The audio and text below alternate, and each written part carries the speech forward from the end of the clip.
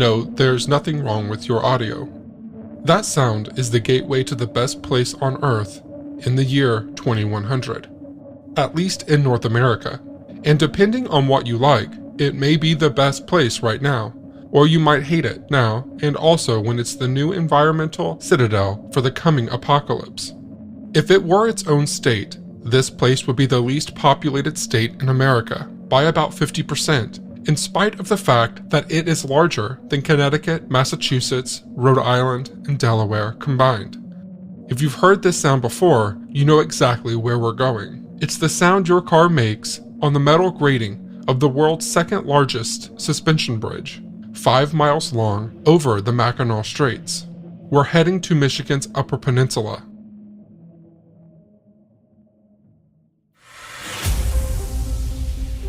I came up here to visit Isle Royale for our series on the Michigan Islands, but Isle Royale was on fire at the time, about 250 acres of it, and it was also suffering from massive outbreaks of toxic algal blooms.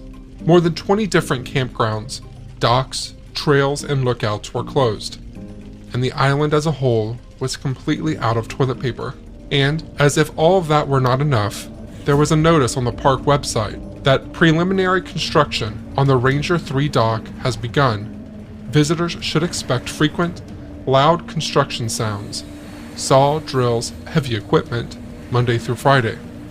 If I were to make a list of all the reasons to go to a national park, then cross out all of those reasons with one hideous explanation after another, I would be left with a document basically identical to the Isle Royale homepage.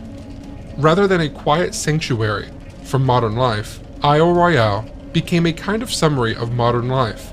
It was loud, polluted, covered with caution tape, in the smog of a 250-acre forest fire.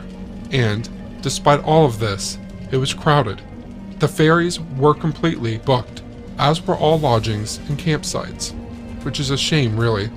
I wanted you to see me, in your mind's eye, riding out like a badass to an island on fire, my hair rippling in the fierce superior wind, my eyes piercing and determined, standing tall at the front of the boat like George Washington crossing the Delaware, while Metallica plays in the background. Flames licking the sky overhead, and dark swirling missiles of smoke plunging all around, but also comforting the other passengers, walking between them where they crouch and tremble, touching the tops of their heads with my hands like Jesus, and anointing them with calm. Actually, I'm really okay with you just imagining it anyway. I'll give you a moment. Thank you. I hope that was as magical for you as it was for me. But by the time I discovered that Isle Royale was a burning, reeking, algae-ridden construction site, I already crossed the bridge. Instead of coming right back home, I figured I'd make a trip of it. At nearly the same moment that I first saw pictures of the smoke above Isle Royale, I learned that the first town across the bridge, St. Ignace, was having its 350th birthday. By the time it was through, I had attended a parade, a guided cemetery walk, the crowning of Miss 350th, bark painting, and dream catcher workshops, as well as an actual birthday party for the city, with a cake and everything. There were fireworks too, of course, over the water. The UP isn't as remote as Isle Royale, but it's still way up there on a cultural island. You don't go to the UP to go anywhere else.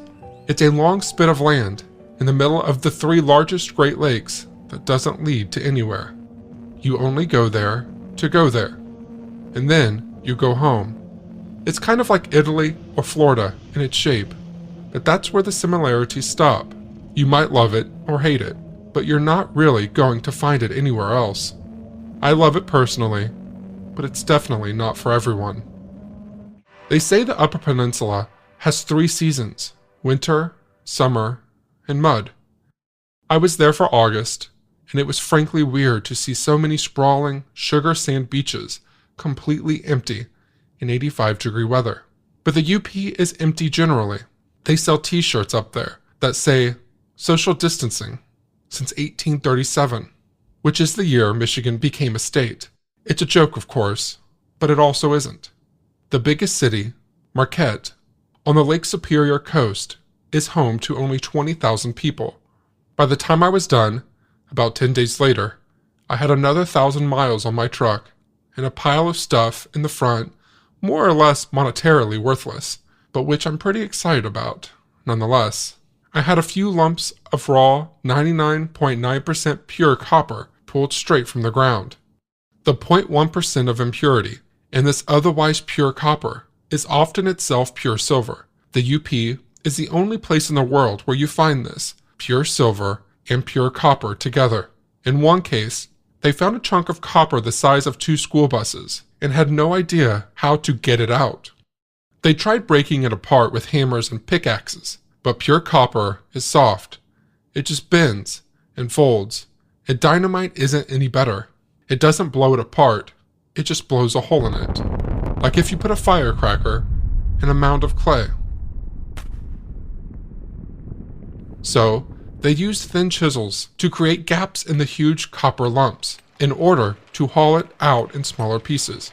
They did the hauling with carts of different kinds, sometimes pulled by horses or horseshoes, like the one I brought home with me. In cases where the copper wasn't pure, they had to crush and refine it, as they do most places. The most common byproduct of the smelting process was a kind of dark purple glass called slag. I really didn't mean to take any slag, but a boy at one of the sites, having filled his mom's purse, started bringing it to me instead. I didn't have the heart to throw it out in front of him. It has a lunar, spacey texture to it, sometimes with chunks of raw iron still attached. It is actually quite pretty. The crushed rock from the first part of the refining process is known as stamp sand, and in some places, vast blackheads have emerged in the Upper Peninsula, consisting entirely of these tiny man-made particles. I brought some home in an empty pill bottle. Above all, the UP is mining country, and the most geologically diverse place in the United States. Gold, silver, and copper all had rushes, and nickel and iron have also been mined extensively, all of which has resulted in a rich regional history and a small army of local historians committed to keeping it alive. Maybe most notably, Clarence Monette from Lake Linden produced a series of 56 volumes of local Upper Peninsula histories before he passed away in 2012. I've always had a soft spot for sign culture, but the reality is most signs are ugly, self-indulgent, unreadable wastes of time. This Monette series is, for my money, one of the greatest series of zines ever produced, and I bought about 15 for a few bucks apiece. From time to time, I'll be referencing these booklets at different destinations throughout my trip. And yes, I had pins from the gay bar, but we'll get to that later when we get to gay Michigan. The Victorian mining town with enormous, empty black beaches of that aforementioned stamped sand and epic ruins of the former Mohawk Mill. And again, yes, I bought a branded gay bar condom for our audio engineer Brent, of course, to replace the one that's been rotting in his wallet for the last 8 years. I want to do my part to help keep the dream alive. If you want to know what the end of the world feels like, but would rather skip the radioactivity of Chernobyl, you might visit Gay. You can tour the ruins, walk the black beaches, and contemplate the ultimate futility of your existence to the soft crash of clear, cold waves. Or you can sit home listening to late-era Scott Walker, drinking cold brew in the dark. It's very much the same vibe. I bought jams from a Roman Catholic monastery near Eagle Harbor, and also from a neighboring mom and pop competitor. If I had any self-control, I might have also brought home a few plum tarts, Trinary toast, some fish sausage, Faygo of course, and a cooler full of pasties. I also went to a parade, a 350-year-old birthday party, the site of a former Nazi prison camp, some ghost towns, a few mines, waterfalls, tourist traps, an opera house, and more. In the next episode, we'll be crossing the Mackinac Bridge, really this time, and spending an unplanned fortnight in Michigan's lonely peninsula.